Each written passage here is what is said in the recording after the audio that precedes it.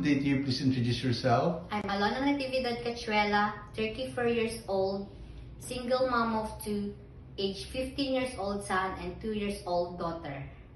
I live in Purok 5, Pinoma, Kawayan City, Isabela. I'm a college level taking up Bachelor in Hotel and Restaurant Management. Okay. Can you tell me your work experience? My work experience is I work in Hong Kong for 7 years in a couple of one son, age 7 years old, and elderly, age 84 years old. I do household chores like cooking, cleaning, ironing, laundry, and my main course is to take care of grandma. Okay. In your previous employer, how would you take care of the children, especially when sick? I will check the temperature and tell to my employer, sir. How would you describe yourself? I'm a honest and responsible person, sir. Okay. Do you have any tattoo? No, sir. Do you have surgery or serious sickness before? I have a surgery 3 years ago, sir. Okay. Do you have an allergy to certain food? No, sir. Do you smoke and drink alcohol? No, sir.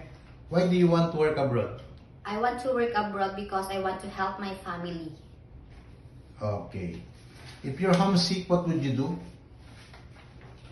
If you're homesick, what would you do?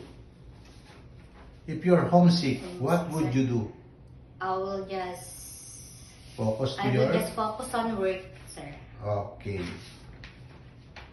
If you get hired, who will take care of your children? My parents, sir. Okay.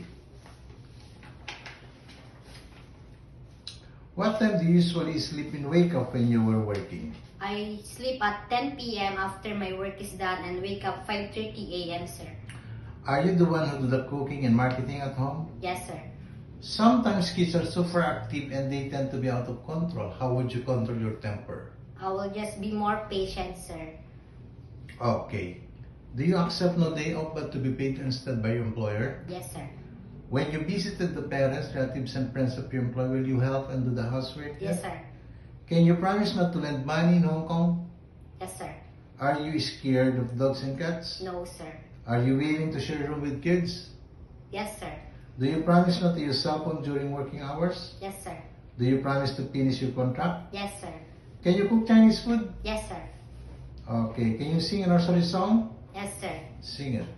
The wheels on the bus go round and round, round and round, round and round. The wheels on the bus go round and round, all through the town. Okay. What is your message to your future employer? Good day, ma'am, sir. I hope you select me as your helper. I'm a honest and responsible person and hardworking one. I promise to serve your family as all my best. Thank you.